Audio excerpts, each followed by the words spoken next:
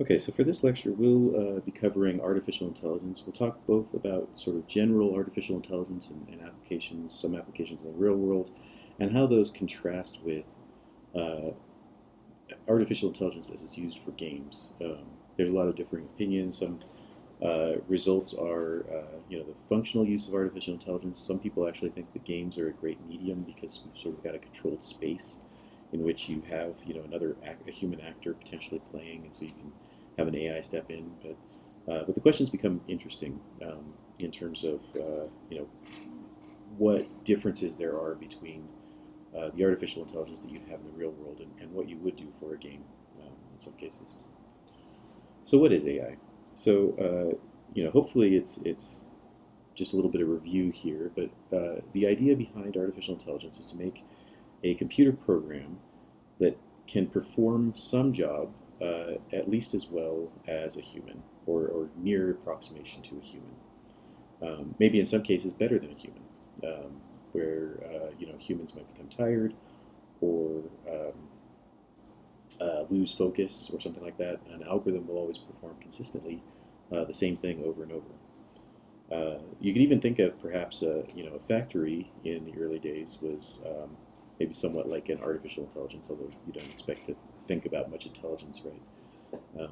When a factory is in play, but it does take over the role of a human and does some of the tasks that a human would do, especially that a human might do poorly.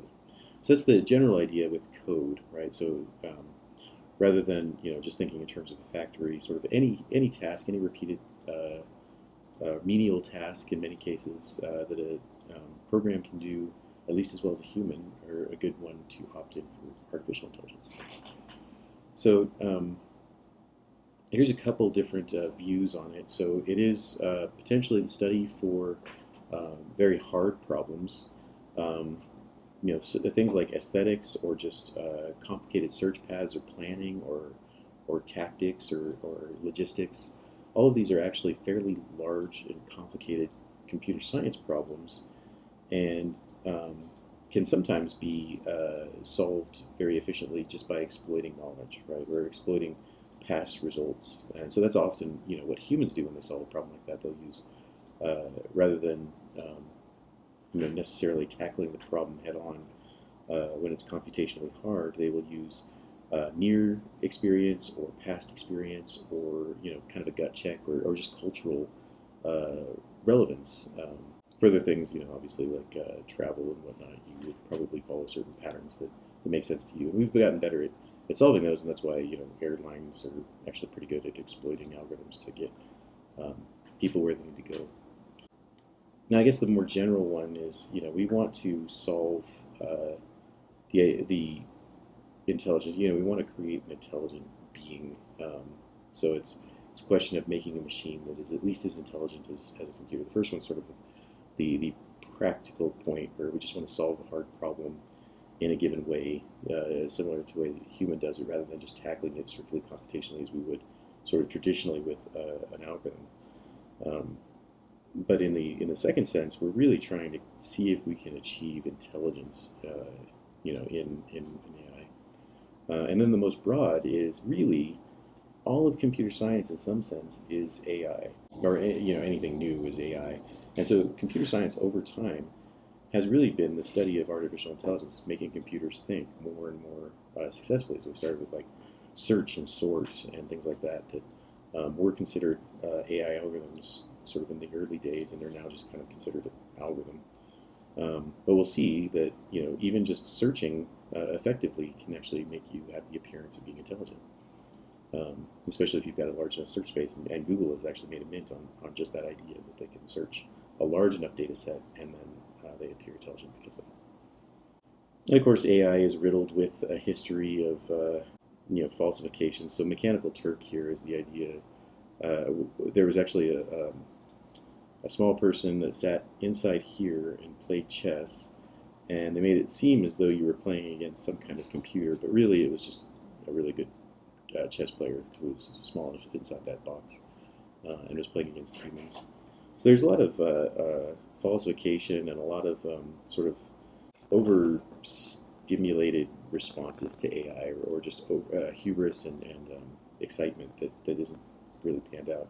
And so at one point, we actually went through what's known as the AI winter, because people stopped funding AI because they really couldn't tell um, the fakes from the real ones, right? It almost seems like a lot of things go through that way when if you look at, say, the way Kickstarter worked for a few years, that everyone was hopping on, and it seemed like a lot of passionate individuals, and then people started trying to take advantage. And so that happened with AI, especially because it's really hard to nail down whether or not something's going to be good or not.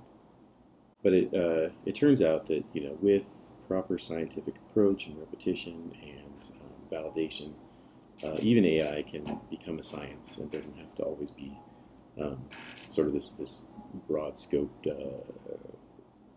overhyped situation. So that's kind of the broad view of traditional AI. AI has always kind of existed in games. However, its goals are different, right? So rather than trying to necessarily solve the hard problems, AI in games often cheats, often skips the hard part of the problem and just appears intelligent. So it's not just that it appears intelligent; it also needs to be purposely flawed. So you don't want to have a perfect AI, but often games will have cheated in the past simply to let the AI be more challenging, rather than actually solving the hard problem of figuring out the intelligent response. Some games have done that as well, try to figure out the actual strong and intelligent response. Sometimes it doesn't play out that well. It just looks like they're too intelligent, and so it's actually better to come back and put flaws back in it. Because the goal in an AI game is not to just beat the player senselessly, it's to challenge them, but let them win at some point, right? It's that they can sort of continue to try and try again, sort of the fundamental theory of games. So, and along these lines, the AI, also needs to also not have bugs, right? So unintended weaknesses are really exploitable flaws. Unfortunately, all AI have that to some degree. Everyone who gets good enough at a game starts to learn where the AI is weak, and then exploits those to win. And so that's where games start to become, especially games where it makes sense to repeat, right? So like an arena game, like a MOBA or an RTS or something like that, where you're going to play them often and over again, and you really want a challenging and intelligent opponent, at least at the top end, and similar with chess. You kind of want as intelligent an opponent as you can, and so at some point they will have some weakness, and that will be exploitable by the player. Right? Now it turns out like chess has actually gotten pretty far, especially again with sort of really extensive search patterns, and it's hard to find the weakness there with at least the chess AI that have existed now, and they're able to beat the top level humans. But of course, for regular games, for regular folks, we don't have as much time to invest in solving that problem. But you can think of it for the average player, at least, that we don't want to have unintended weaknesses. And then similarly, for all of these things, we have to fit within the hardware constraints. We already looked at previously the game loop and how much time we don't have to spend on AI. And so we have to deal with that. And of course, you want AI that can play both easy and medium and hard so that you can present the right level of challenge to the players and things like that. And of course, the final one, sort of a business concern, the AI must not stop the game from shipping. Actually, that middle one, the AI needs to be configurable, is actually fairly important. So under normal circumstances, with AI, or normal AI will just simply solve the problem as well as possible. Game AI actually needs to not just have purpose flaws that can be exploited by the human, but you actually want to have multiple levels, right? So you need to kind of scale with the human and present the right level of challenge and recognize when the player's overly challenged and fix it. Okay, so in the simplest terms, an AI agent can be boiled down to these three tasks. They must sense and understand their environment or their situation or their context based on what they understand about their context. And the context could simply be in the game, right? They don't need to understand their entire environment if they are just playing chess, but they do need to understand the chessboard, right? And in some sense, that's also maybe understanding the history of how the game has been played thus far. So it's not just the moment that we're looking at. Some AI work that way, some AI do understand the full context, which has all of the history of how the game has proceeded thus far, and includes all of that. So sort of time and space component in that sense. And then they need to decide, right? So again, it's a similar kind of thing. They need to respond to the current situation. They may need to make a response that anticipates the future situation, or they need to make a plan or have a plan and attempt to follow it or adjust their plan based on how things have changed historically through the game, and update and then make a new move, right, or decide on a new move. So there's a lot that goes into decision simply more than just picking a move, right? There's you know much more that can be added to that layer. But at the simplest layer, it's they need to pick the next move, and then they simply need to do that move in whatever sense that is. Um, and sometimes the act can actually be the harder thing, or all three are equally challenging. Often in games, the act is the easy part. You sort of just give the AI a lot of the same controls that you would the human player. So a move left or a move right, you would give the AI that level of control. Although sometimes even that can be challenging if you want to be able to decide at a higher level and say, well, I want to move toward that door. And the human would know, of course, the combination of WASD keys to press to get over to the door. The AI then has to also do that navigation. So it's not just deciding there that they want to move to the door, but it's also how to press the right keys in the combo to get there and get there efficiently. And so it's not always trivial to act, but in some cases it can be. So there's an interesting correlation to this, right? So we've already seen this loop for the player, and we see that it's almost the same kind of thing, right? That the human is going to do this sort of thing. They're going to, we're actually doing this loop here for the sake of the human, right? So they do something, we update the logic of the game, we render out the result, and then the human perceives what's happening, right? They get to see the updated result of the game, or maybe some context over several frames that they capture. Then they react to what's happening, or update, or of course, react and update their plans and their predictions about how the game's going, and then they do a new step as a result of that. They press new keys, right? So the player's actually doing exactly the same loop in their own head at maybe 60 hertz, or maybe they're thinking slower than that, right? Do people really think at 60 hertz? Can they react at 60 hertz? Can you react to something in 1/60th of a second? So it turns out that you can't. The reality is that most human reaction time is on the order of, say, a half a second, or maybe for some really high-end individuals who are playing a game where they're intensely focused, they might be able to react something on the order of 1/10 of a second, right? So it turns out that the actions per minute is a good indicator of how successful someone will be at StarCraft. Now, there's obviously a lot more to it than that, but the ability to issue commands is important, and we see actually some fairly large numbers here. But it turns out that the sort of best case known scenario for human actions per minute is on the order of, say, 350 to 400. And recall that that's actions per minute. And so what that works out to is roughly on the order of, let's say, 5 to 10 actions per second. Understand that that's nowhere near 60. But 5 actions per second means you're doing actions on the order of, say, 200 or 250, 200 milliseconds, or if you're really fast, right, you're doing 10 actions per second, it's on the order of 100 milliseconds, or zero point 0.1 seconds. But 60 hertz is on the order of 10 milliseconds, so 10 times faster than that. So there's no way that humans actually operate at that level of update. Now it turns out that, again, it's not going to work very well if we were to only update the game at 10 frames per second. What we can do is understand that our AI maybe only needs to update at around 10 frames per second, so that we can skip AI updates every couple of frames, or spread the work out over several frames, rather than trying to cram everything into a single 60 hertz update, because it can be so complicated. So it actually gives us a little breathing room on our computation for the AI, which is very nice if you think about it that way. So what is it that humans are doing? It turns out that we don't fail to catch a ball. We don't fail to drive our car and keep it steering straight, or even to turn on the road, even though the precision at which we need to do that requires better than 60 hertz control to turn at the right moment.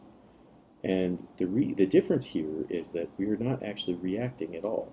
You're not reacting when you catch a baseball. You're not reacting when you're steering a car. You're not necessarily reacting when you train on a target and follow them and shoot them. What you're doing is anticipating where the ball is going to be, when the turn is coming up, or where you need to fire, where you need to point your gun in order to fire correctly. And so that's very different than reaction. And the level of control we need is actually probably on the order of 100 hertz. So 0.01 seconds, or down to 10 milliseconds resolution in order to get a very precise level of control. So that's a estimated number, not a hard researched fact. But it's much, much higher than our reaction time, which is around 2 hertz. And it's probably even higher than 60 hertz. And that may be why some games want to update faster than 60 hertz in order to feel like you have better control, like you timed a shot perfectly, because the windows can be very narrow, especially in an FPS game. So what's really happening is, at, say, 60 hertz rate, you are receiving data and adjusting your calculation on, say, where the ball is going, right? So we have a trajectory, and your initial trajectory is probably very wrong when you see the ball leave the other person's hand. And you might have a guess. Some baseball players are very good at this. There's I don't remember the player's name, but it's a center fielder who would see the ball hit the bat, turn and run, and hit to almost exactly the right spot in the outer field, in the center field area where they needed to be, and then do a few last second adjustments to actually catch the ball. But they could essentially run blind just by seeing where the ball hit the bat. Now, most people aren't that good. Most people do need to actually watch the ball the whole way. But most people also can do that. With enough practice, you learn to play catch, and it's not that hard. Even though people throw balls weird, and the wind can come in and do some weird things to it, or the ball can spin in an odd way and make some sudden changes. In fact, pitchers actually use that specifically to mess with batters, right? That's why you put spin on the ball and have curveballs and things like that. But the whole idea is that we're actually looking at our reality, updating, sort of sensing and adjusting our prediction of where reality will be in order to have everything in the right state at the right time. And so our prediction can actually be accurate enough that we need to know in like 34 milliseconds from now, or maybe 40 milliseconds, or maybe even like 140 milliseconds from now, that I'm going to need to start turning my wheel. And you probably don't get down to that level of thought pattern when you're doing that. But as you're trying to make a turn, you do understand, I need to start turning now, and then I'm actually turning now, right? And your body adapts to when you need to and how long it takes to start adjusting your hands and all of that. And so we're not really doing a reaction at all in most of the world. And even in FPS games that are set up fairly well and really good, say, snipers and so on, kind of understand where the players' paths are. They know, even though they can't see a player, that there's probably players moving through here. And so they will spot them sometimes from different angles and then know their trajectory, and then based on their anticipation of their trajectory, able to make a blind shot, right, as they're coming out of the corner. And it's not because they're reacting at superhuman speeds, it's because they're really, really good at anticipating what's going to happen. Okay, so given that, there's kind of two levels of control, right? There's the tactical control, where we're making these tiny adjustments moment to moment based on our adaptation of the current world future history, right? So where we think the world is going to be based on where it has been recently and what we are perceiving now as a result of updates. Okay, so there's a lot of vector-based math that goes into that, and there's search algorithms that help us kind of look at the state space in this area and try to find sort of a short-term tactical optimal response, right? So think of this as sort of moving the glove in space to match where the ball is, or moving the steering wheel in space to get us to moving along the right direction. And this is different than strategic behavior or macro level adjustment, where we're actually making the strategies, right? So, on your moment-to-moment driving, you're not really thinking about the fact that you need to go to like I-5 and make a left on exit 297. You're probably only thinking about the next instruction, and you have maybe your phone actually helping you figure out what the next instruction would be after you hit that one. But when you stop, you might actually make adjustments and say, well, I wanted to stop through this other town, and so I'm going to adjust my navigation so that I go through this other town because I wanted to see like the biggest almond in the world or something. So that's kind of the strategic behavior, where we actually have a longer term, more chance to think about it, much more slower paced. Okay, so just as a reminder about vector math, we've seen it a couple times. I'm going to show you again. because we're going to look at a few here. That the notion of vectors again is that they represent a direction. If we represent them from the origin, then we're representing a position in space. We can add two directions together and get a resulting direction out of it. So we add this vector to this vector, and we get this resulting directional vector out of it. We can subtract vectors, so really we just flip the second vector and then add them together, right? Much as we do with normal subtraction, or can treat normal subtraction that way, by adding the negative of the second operand. And so we go this direction and add this direction, and we get this direction by subtracting them. And then finally, the dot product acts as a projection as long as this vector that we're projecting onto is a unit vector. So in this case, we're actually sort of, because we only have the y equal to 1 and the x equal to 0, again, a unit vector meaning the total length of these has to be 1, then essentially what we're doing is capturing the vertical component of this. We're actually just capturing the y value of this vector. And we use that quite often, and we've already seen that in a few different spaces where we're grabbing just part of the vector that we care about. Okay, and again, all of this really boils down to simple mathematics with each of the vector components separately in a z component works just as well. We just show the x and y for simplicity here. Okay, so the first level of tactical response that we'll take a look at is what's known as steering behavior. So these are very similar. In fact, the first one we'll look at is almost identical to the idea of moving your glove to catch a ball. Right, so you are adapting to the situation moment to moment and adjusting your position based on how you desire it to be. So let's take a look at the seek behavior as a starting point. So what we have is, we have whatever our current velocity is that's represented in green. Our red cube here, or red square, is our agent, or AI. The dark gray circle is our target, the one we're trying to get to. And we need to adjust our current velocity by this steering vector. Right? So we want to adjust our velocity by changing it and starting to steer us in the right direction. Okay? So the way we do that is first by calculating our desired velocity, and that is to take our the direction from us to our target, and we take a literal direction. So by normalizing it, we say this subtraction would normally give us a vector that went from here all the way to the target. We say forget that, just make it unit length, right? So make it a length 1, that's what normalizing means.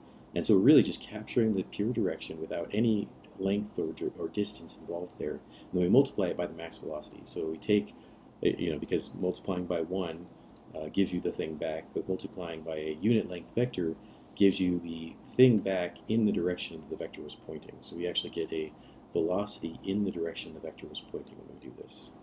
Okay? So this is a direction in max velocity speed toward the target. That's what our desired velocity is.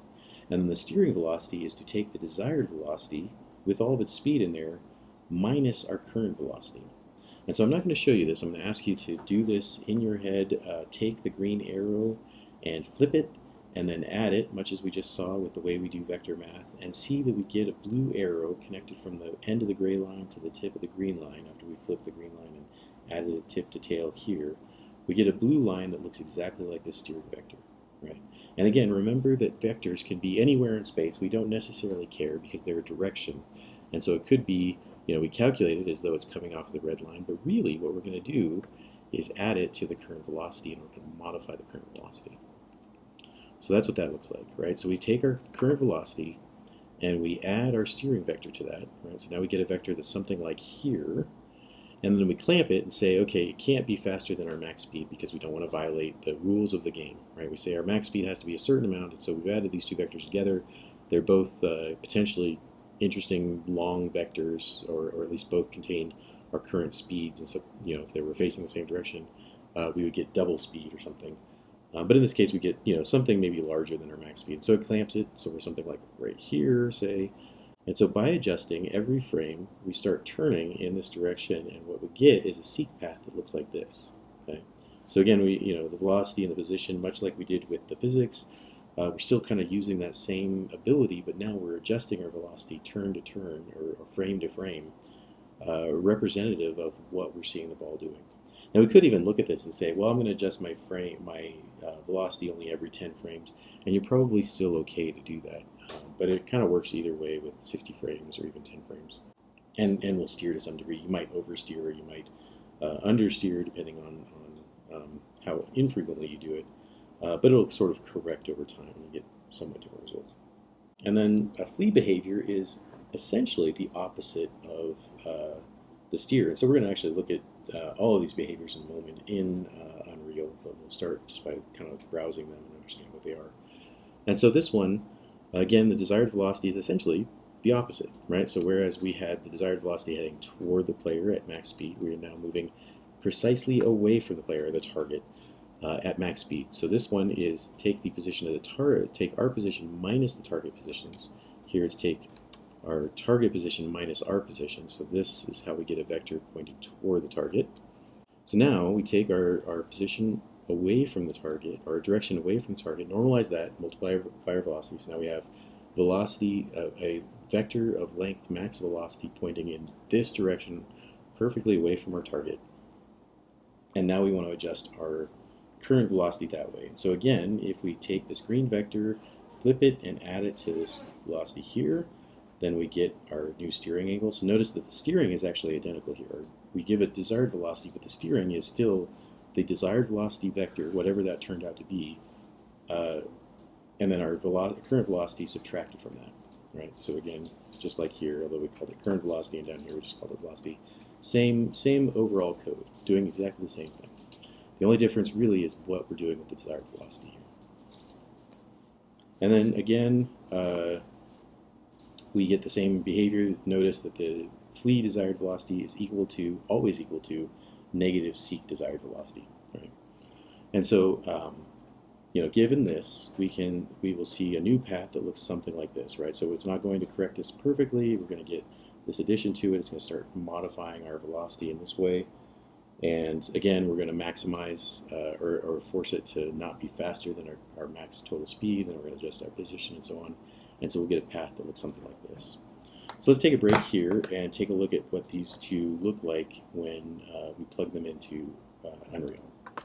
Okay, so let's take a look at the seek cube in Unreal here. So we have a similar setup. We've got a cube, a white cube in this case, representing our agent or AI, and we've got a blue and white sphere representing our player or the target that the cube is going to seek. So let's take a look at the blueprint here to understand how it works. So every tick, we are going through this sequence. It's essentially the same sequence every time, just as we saw. We're going to set our steering force or steering desired direction. We're going to call it a steering force in this case.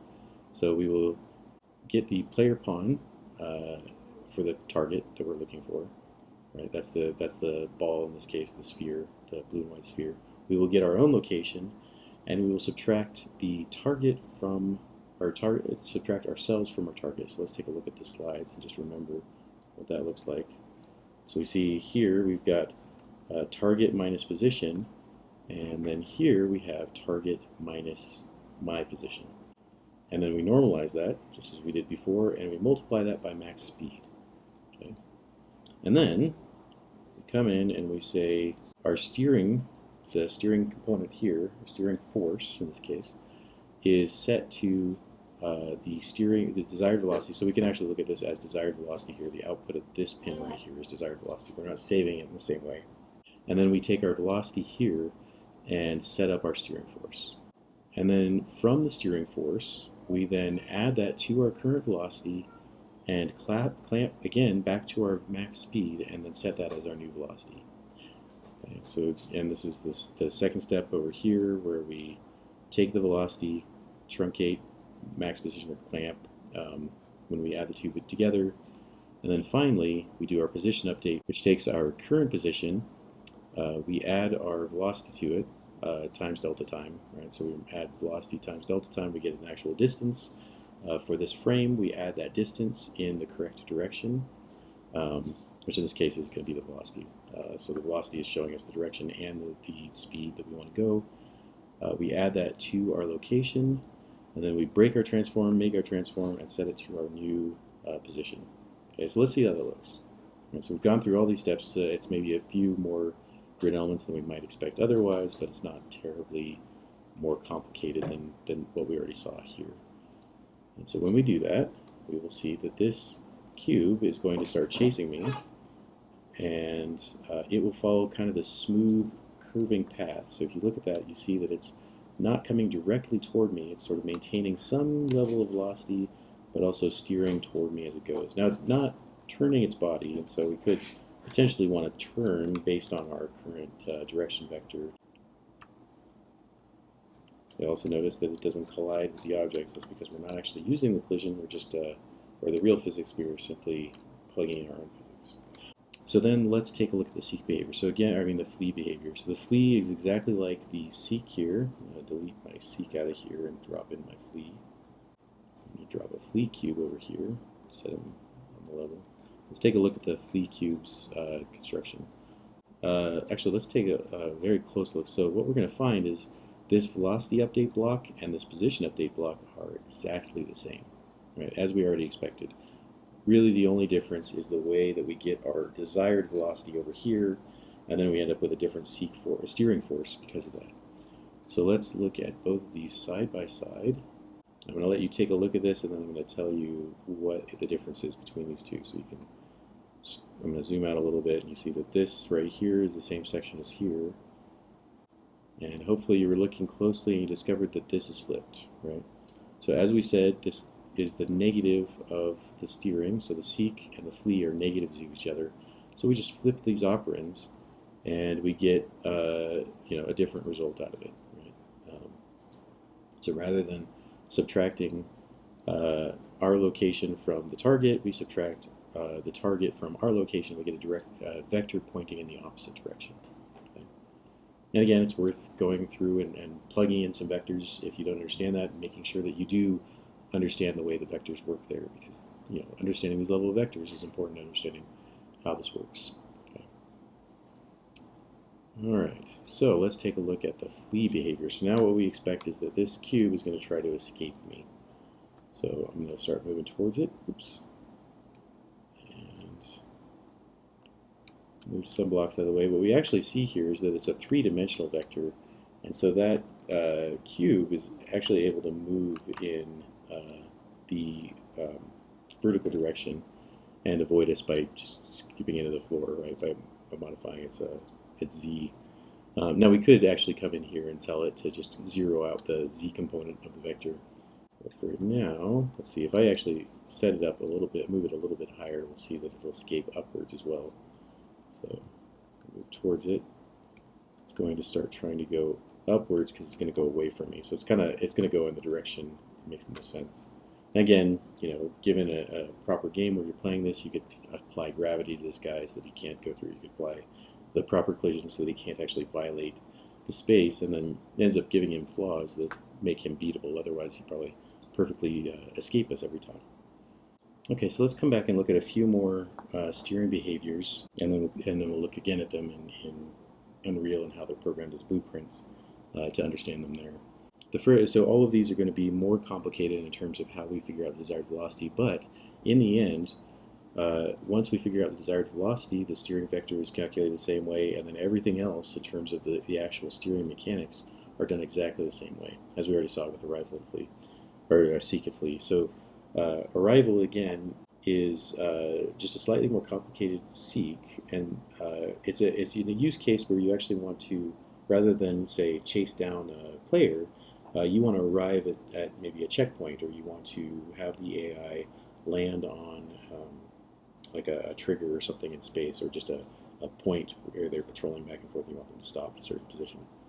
And so the target then is, rather than like a player target, it's just a position, and often used in pathfinding. So Seek and Arrival are the two used primarily in pathfinding. So you seek your position through space as you're moving through your path, and then your last point, your last position on your path, you arrive at that. And so you seek, so it's similar to Seek, but then it's clamped to how close you are to the target. So again, we get our desired velocity. In this case, rather than just immediately normalizing the velocity, we compute the length. Okay. So the computation of the length is the dot product of a vector with itself, and then you take the square root. Okay? And you can go take a look at the math that we had to understand that is the calculation of the length. For those of you who are not that comfortable with that, you can simply understand it as there is a function to find the length of the vector. Now we actually use that to normalize, and so what we do is take the length of the vector and then divide it by its length, which is a single value, a scalar value, and that gives us a vector that is unit length, right? So that's actually how we end up normalizing anyway. But in this case, we're going to take advantage of that length because we want to know exactly how far we are from our target. And so that's what that gives us, right? So if we compute a vector that says we've got a desired velocity pointing in the direction of the target from our position, then we can calculate the length of that desired velocity and understand that that's our distance. And then we can then normalize the desired velocity as we did before. So we see that here. And in fact, we could, rather than calling a normalized function, we could simply divide by the distance that we have up here and get a normalized desired velocity out of that. That would be exactly the same thing. Okay. So what we see is that if we are within the slowing radius, we do something new. But if we're outside the slowing radius, so if our distance is greater than this, so we've got a slowing radius that's defined somehow, and we pass it in to our function or as a variable, then our desired velocity is exactly the same as the seek, right? So if we're outside, we are seeking, and everything here is exactly the same as seek, and no difference. When we are within the slowing distance, or the slowing radius, then we start to modify our desired velocity. And what we do is essentially modify our velocity based on our distance into, or how far we are into the slowing radius. So we start with 1 here, so we don't modify our velocity at all. By here, we're going at half speed, and by here, of course, we're going 0. Right? So once we actually achieve our target, our speed should now be 0 and stay 0. And so what that does is causes us to sort of slow down very rapidly and then hit the target exactly. And we'll see that in a minute when we actually look at it in Unreal. So then the next sort of complicated one is to essentially take seek and flee and add in a little bit of prediction to ourselves, right? So rather than assuming the target is going to be in exactly the position they're in, we now move to where we think the target will be. So what that looks like is rather than seeking toward the target, our v here, our desired velocity, so we're changing variables again, unfortunately, our desired velocity actually points to where we think the target will be in some future delta t. Whatever our last update rate was, say, we're running at 60 frames per second, so it's around 15 milliseconds. We say, let's look at like 8 future frames from now. So we multiply this delta t by 8, and we get where we'll be in 8 frames. And we'll look at that delta t, and that's where we want to try to hit. So all of this is a very complicated set of math, which is a little bit different than what we've seen, but it's not terribly different. So we have the position of our target. It's actually just smaller variables in some sense. So we've got our position of our target and the velocity of our target, and we predict where that target's position is going to be, assuming the same velocity, and then we subtract our position there. So it's very like the seek, but the position that we're looking at is just the one that's in the future rather than where the target currently is. Otherwise, everything's the same. And then for evade, it's exactly the same thing again. So we use the target where it will be in the future, and that's the position that we want to move away from. So rather than the target moving away from where the target is currently, we move from where the target is going. And so, if we were going to collide with the target, this would cause us to move sort of well away from them. If they're chasing us, then we're going to start to, continue to move sort of in the direct opposite direction from them. And then finally, there's an avoid behavior, which is kind of almost a combination of the two, of arrive and pursue. So we care about a radius here and how close we are to a target. We take our look-ahead position, which is essentially our position and our velocity times a future look-ahead rate, right? So some kind of future set. We take the direction of that, so where we will be at that time in the future. We subtract from that, so we essentially flee the target from that point. So we set a direction in the opposite direction, so our look ahead minus the target's position. And we fix our total rate based on essentially the opposite of the arrive behavior. So in this case, we're going to move our fixed velocity. If we're moving directly at c, then our fixed velocity will be at the radius. So it's going to try to push us out to the radius. It's going to adjust our velocity so that we're moving out and away from c. But it doesn't modify our whole velocity. It assumes we have a velocity already happening. And what it's doing essentially is adjusting our current velocity by adjusting our total v desired. So avoid behaviors are actually used in combination with some other behaviors. So we might imagine that we're steering something out here, and then we have to adjust our avoid to avoid colliding with this character here.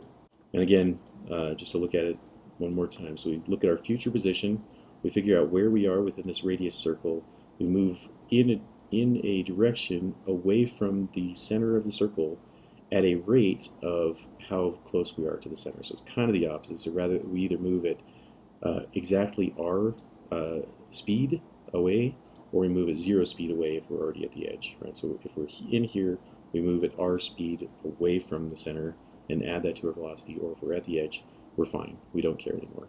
So let's take a look at what that looks like in Unreal. So the first one we'll come back to is our arrival cube. So I'm going to put this arrival cube here. And what's going to happen is this arrival cube is going to use my position in space as the place it wants to arrive to. So let's just see what happens if I don't move the sphere and see how it approaches. So we see that it gets very close and then stops, essentially. So it kind of bumps into me just a little bit, but never actually hits me in full force. And if I start to move away quickly enough, then we see that it does standard seek behavior, right?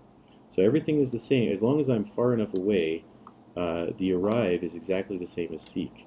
But once I stop moving and allow him to come close, then we see that he slows down almost instantly, and it's just enough that he ends up still kind of pushing into me a little bit, so the physics takes over. Okay, so let's take a look at what that looks like in the actual code. So over here in our arrival cube, we see that we have the seek behavior here. So we, again, the seek cube, we're subtracting our position from the target. We also go ahead and calculate the distance here. And we calculate the distance and we subtract 101 from it. So what this says is rather than moving to exactly the position in the same sphere, we're going to adjust outside of that. We're going to put the position somewhere outside the radius of our ball and our cube.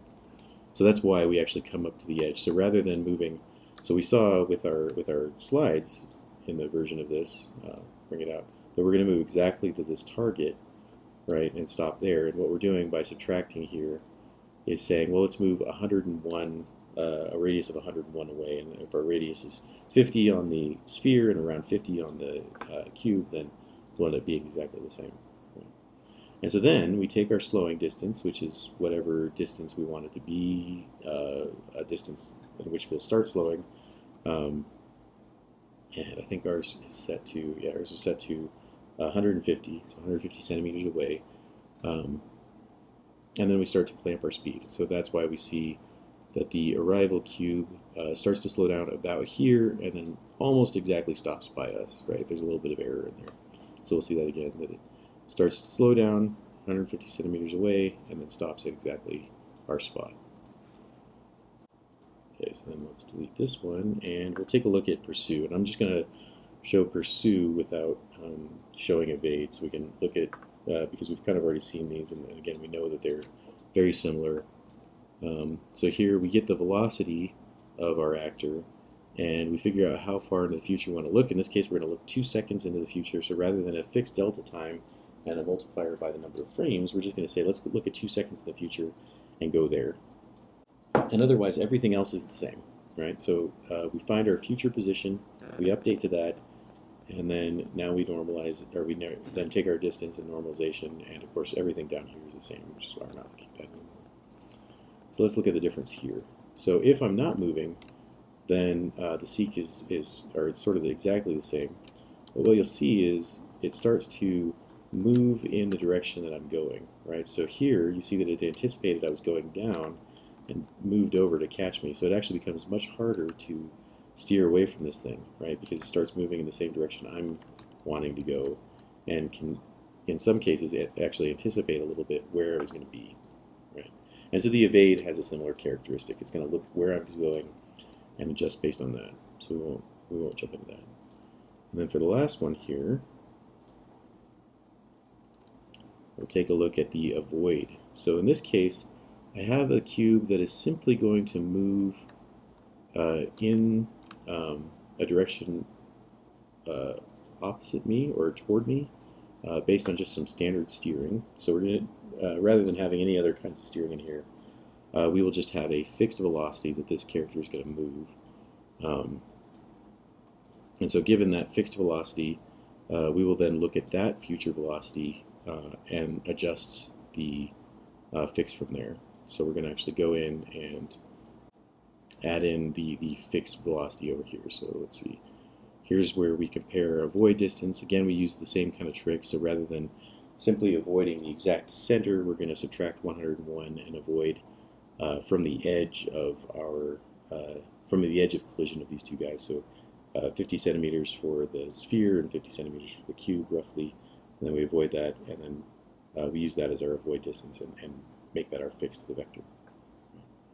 And otherwise, everything else is essentially the same. But we do maintain sort of that one velocity that starts us out rather than having a seek behavior. So what we see here is that we're kind of moving in the right direction. And then when we get close, we actually avoid the sphere and continue on our way. Right? So let's see that a little better. I'm going to adjust this so we're a little more in the way here.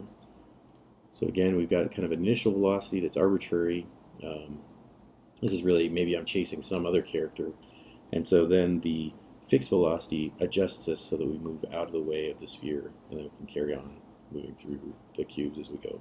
So important to remember that we're doing tactical maneuvering here. We are interested in our moment-to-moment updates and making small micro adjustments as we go, but we're really only doing that in this space, right? So that's kind of the fun part of steering behaviors, is that we can really just modify this desired velocity and everything else is exactly the same. So all we need to do is figure out a desired velocity, and that gives us both our decision and our action that we're going to take when it comes to the actual AI behavior. So the way these things are used in practice, and we've already kind of seen this with the avoid here, is that we use them in a combination together, right? So you can see examples where we might be seeking, say, a goal, but we might also want to have a equivalent sort of flee, or we might pursue a goal, like a goal target that's moving around, while also trying to evade or avoid running into other characters or other obstacles. We might also actually flee other characters, so we might have both a flee and a seek, where we're fleeing like a dangerous opponent while also seeking out a rewarding target. Right? So maybe that'll cause it, if you put those in balance, it'll sort of perfectly move away from the bad guy target, but perfectly move toward the good guy to whatever degree it can. It'll kind of circle or whatever. And what you do is you set weights on these to say, in that case, maybe we do 50 and 50, right? So we'd set our desired velocity to 50% comes from the desire to flee, and the other 50% comes from the desire to chase down the goal target. And then we might also throw in the avoid as well, just to say, well, if we're within this period of space, then we're always just going to fix our velocity based on that. So the fix kind of doesn't have the weight in it. It just arbitrarily adds itself in whenever it matters. Otherwise, in most cases, if we're outside the radius here, this whole thing gets turned to zero, and so we add a zero calculation. And so the ultimate example of this is Boids, which does other kinds of steering behavior. It actually does three different kinds. There's sort of a alignment and a group cohesion, and a third one that I don't recall. But I suggest you pop over to this web link here and take a look and explore what happens when you combine seek behaviors together, and see that each of these birds is kind of following their own individual seek, but in large combinations, you get interesting mechanics happening. And we'll see this come back where we can actually use group behaviors to, simple combinations of group behaviors to get maybe some more interesting and dynamic AI, especially for our games. Okay, so let's move into path planning. So we're still kind of talking tactically at this point. Path planning is really not necessarily finding where your endpoint is, it's just simply understanding how to get from one point to another. So you don't really need the full information of the space, you just kind of need to know, where are the danger spots and where are the safe spots, right? And I'm going to find the optimal way to move through, say, safe spots or avoid danger spots and get to my goal at a, maybe even a moment-to-moment basis. So we might even replan as we're going. And so what we tend to do when we're navigating or path planning is, one, that we divide the space into a set of partitions. So here's kind of a simple one where we've divided the space into a grid. And really this one is kind of the game is the grid. But we might also take a normal space, like the kinds that we've already been designing in Unreal, and we'll break it up into segments, right? So we can imagine breaking up into a grid, and we'll look at how Unreal actually sets up the pathing and navigation stuff. But you can understand that it too breaks it into some kind of regular spaces that are connected to each other in partitions, and we can figure out who's next to me, which space is next to me, and how I can move into it. And we might find that there's some good stuff in that space or some bad stuff in that space, and that helps us decide whether we want to move there. We could also just rather than good and bad, we can also say is it a difficult climb or not, right? So is it an uphill one or is it downhill? So we might prefer to go downhill as much as we can and avoid the uphills, say, or something like that. So really just, it's your definition of what's bad or not. And then we use a search algorithm to tell us how to move from one space to the next to get to our goal. And so we use really the constraints of good and bad and difficult or whatever to help us look like we're doing intelligence. We actually use the terrain or the way we partition the terrain and set it up as a way of encoding intelligence in the environment to let us look more intelligent than we actually are. It's still kind of the same, it's encoded in the environment, but we could also think of it as, it's our perception of, say, how bad is fire? Do I want to walk through fire or not? So we mentioned actually at the beginning that search algorithms were one of the earlier things that came out of computer science and continue to be new algorithms devised for computer science. There's always sort of updates to search that are happening. And it's kind of the earliest form of AI. So searching through that space by encoding intelligence in the path and then searching through the path intelligently, we get, or carefully, we get, optimizing it, we get an intelligent looking behavior. And of course, with chess now, we are essentially searching through, Big Blue and so on, or searching through a wide variety of possible chess games or chess spaces and finding an optimal path from the current board state toward an end goal of, winning the game, right? And so in a lot of that, it's just simply searching through the space. And there's of course other algorithms and a lot of interesting math is going on, but search is a large part of it. Okay, so let's take a look at a path example. We want to get from point A to point B, and we can move between any of these green nodes, and we want to find the most efficient way there, right? So we could look at this as very simply and just say, here's our most efficient path, right? As humans, it's pretty easy. We might count just to make sure, right? We know for sure that this is probably not the most efficient path by going back this way. Although it might, it's actually hard to say. If I'm just using the distance here, it looks like I'm backtracking a little bit, but maybe this path is downhill and this path is uphill, right? And so it turns out that this might actually be a faster way. Okay, so there's two standard searches. The computer scientists in the group will understand these, and so this is a little bit of review. This is not necessarily a computer science class, but we want to review to understand what's happening underneath when we're using these algorithms. So, breadth first search says, I am going to search by looking at all of my possible neighbors, and then once I've decided that none of those neighbors is the correct goal, I'm going to start looking at each of my neighbors in turn and look at all their neighbors, and so on. And so, at a certain point, we'll get there, but we're going to go very slowly by just one step at a time, looking at all possible one-step paths, and then we'll look at all possible two-step paths, so this path and this path and this path and this path. Let's actually take a look at that. So our first step is pretty easy, right? We only have one neighbor. So our one-step path leads us over to this guy, and that's all of it, right? So we step from here to here. Now our second step path says, well, there's two possible second steps I could take. It's either to here or to here, right? And so given those two-step path, or the three-step, or the two-step path, third node, now I need to look at all of my possible four-step paths. And so there's more of those, right? So, or three-step paths, which is the fourth node. So here's a third step here, and a third step here, right? So each of these leads us to these nodes, and then finally we can look at all of our neighbors again and discover that we've hit the node over here. So that leads us to the smallest number of steps possible, but we ended up looking at every single node in this graph by doing so, right? So we started here, we had to compare here and here and here, and if our graph was big enough, this could be pretty expensive to do, right? And usually, if you say, imagine a space that's 1 kilometer by 1 kilometer, and you break it up to a grid of 1 meter at a time, you actually have 1 million grid points. And so if we were to search 1 million grid points every time we wanted to find the optimal answer, that would be bad. Now you wouldn't search all 1,000,000 grid points, but but you might search half. Okay, so then we find our optimal path there.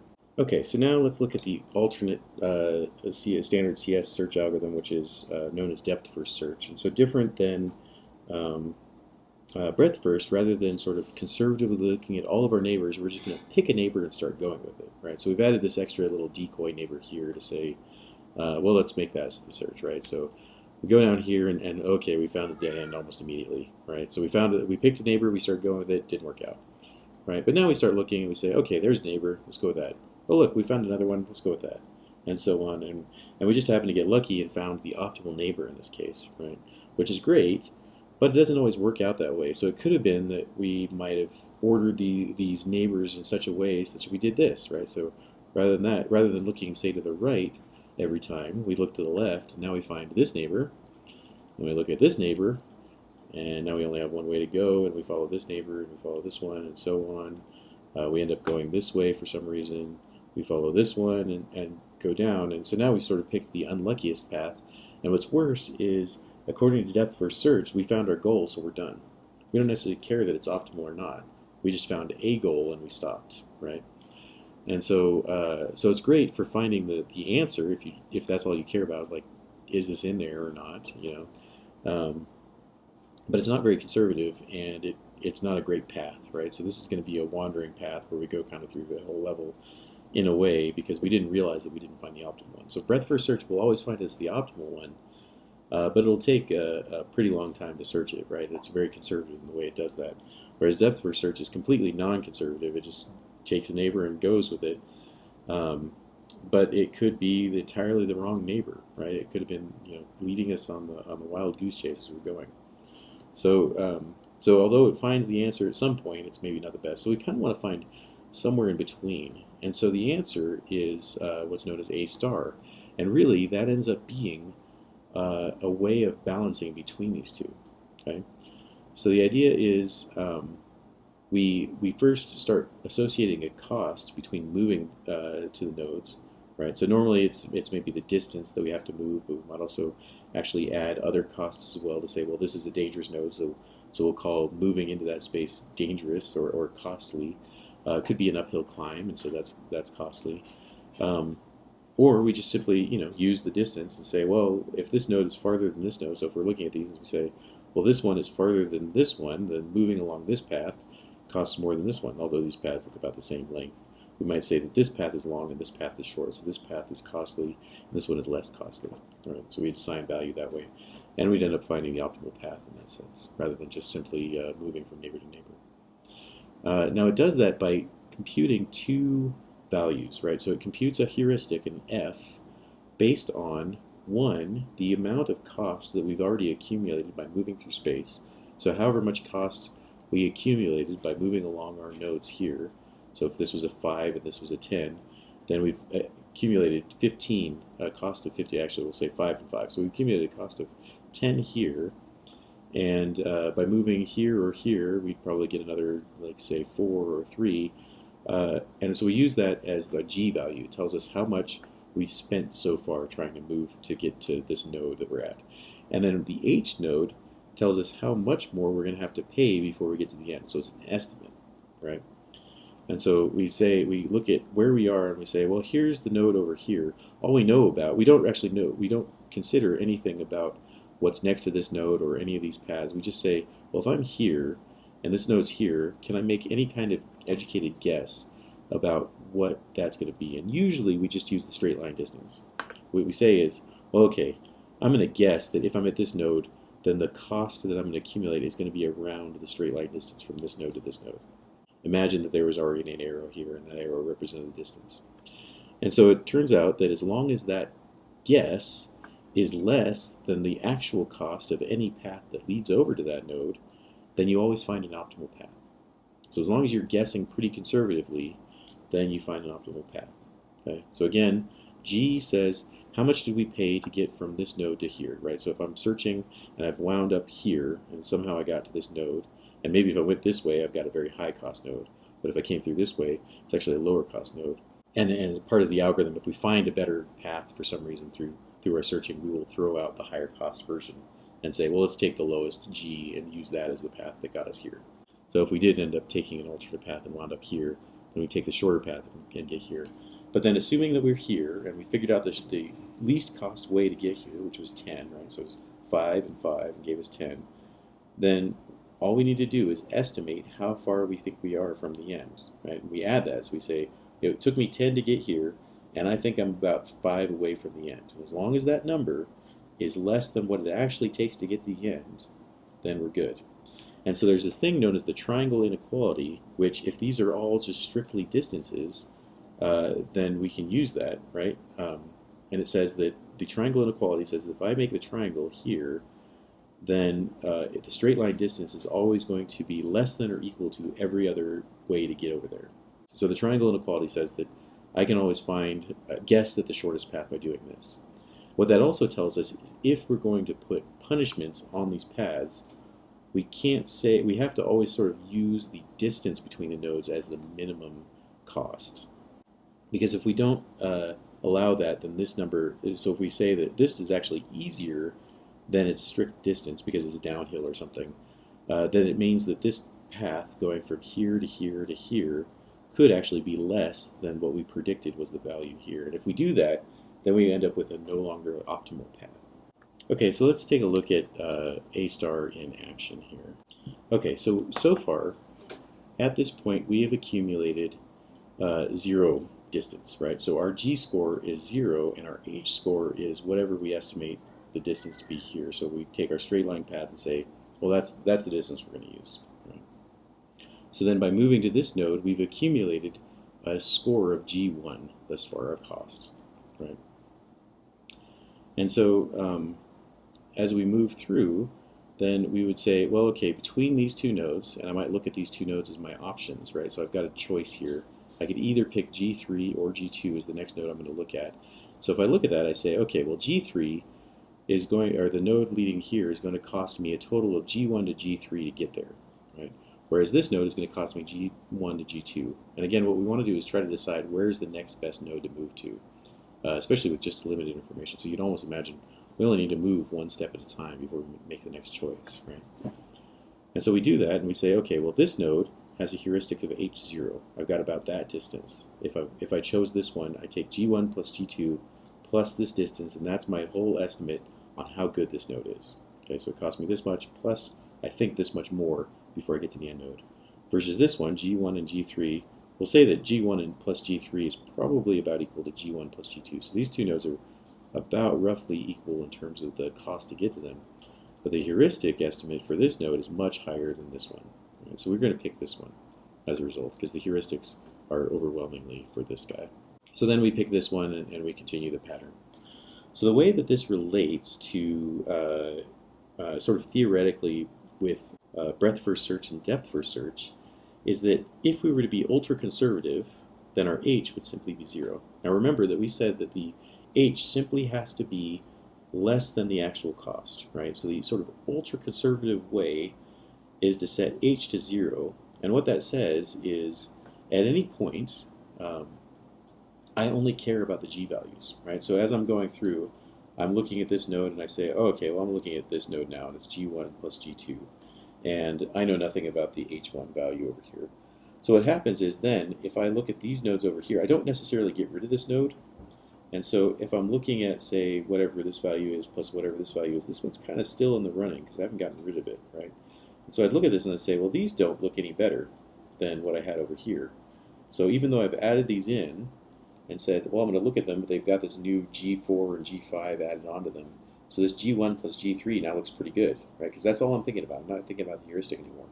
So then I come over here and start looking at this one, and I start comparing its nodes. Well, now I have this node, and this node to compare. And so essentially, by only considering the G's, by always setting the H values, the heuristics to 0, I only consider the G's, I pretty much reproduce breadth first search. There's some, slight differences in terms of how that ends up adding in, and it's a slightly different way of computing it. But sort of fundamentally, it is the same algorithm. So you can think of setting the heuristic value on A star to 0 is very conservative, and therefore matches the breadth first search, and will search far too much. Now, alternatively, if we set the h value to sort of infinite, now in some sense we're sort of ignoring the g value, right? Because the h value is infinite. So every node looks just as good as every other node if the h value is always infinite. And so any node we see, we say, that's a good node, let's go ahead and take that, right? And because the h value is infinite, it is way higher than the actual optimal path, or the actual path that it'll take us to get to the goal. So we're just kind of overestimating, saying they're all super costly or something, right? And so by using that, then we're sort of aggressively taking any node and saying, all right, they're all equal. We don't care about the goal anymore. We don't care about any of it. Um, and so we'll just take any node as we see it.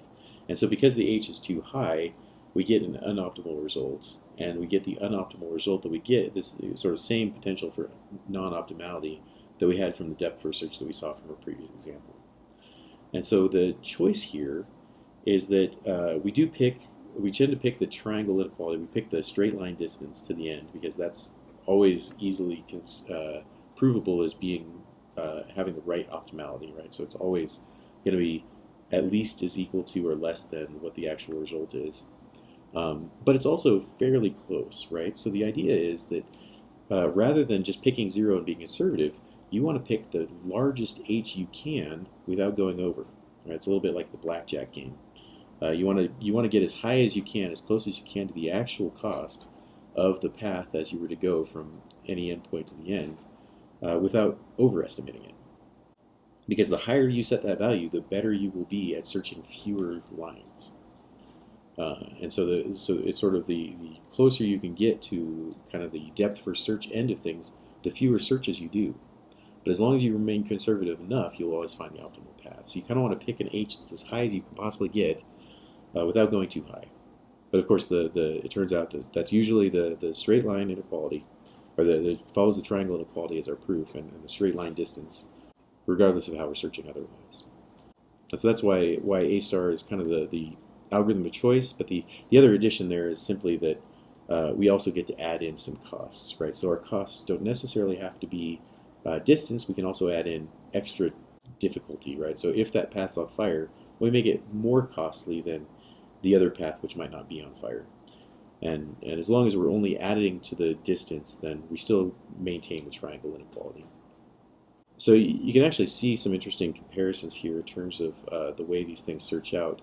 The breadth first search algorithm, of course, you see it kind of just searches one space at a time, further and further away from the area. The A star search, if we were to not stop and simply continued searching, then you would get Dijkstra's algorithm. So Dijkstra's algorithm ends up finding what's called the minimum spanning tree for the whole space. So it starts here, and it finds a tree that says, well, here's the shortest path this way, and here's the shortest path this way, and all the way through, and it looks for every node and finds the shortest of all paths. And that's if you just run the A star algorithm without ever stopping, which you can potentially do to cache all possible nodes, but of course it's usually the case that you're going to have a different starting node every time you search, and so there's not much of a reason to cache the minimum spanning tree every time, because it'll be different from different positions in the space. But it's an interesting comparison between the two. Okay, and with that, we will move on from talking about sort of tactical AI to more of the strategic level of AI, the less frequently updated version of AI, where we're making larger and more complex decisions.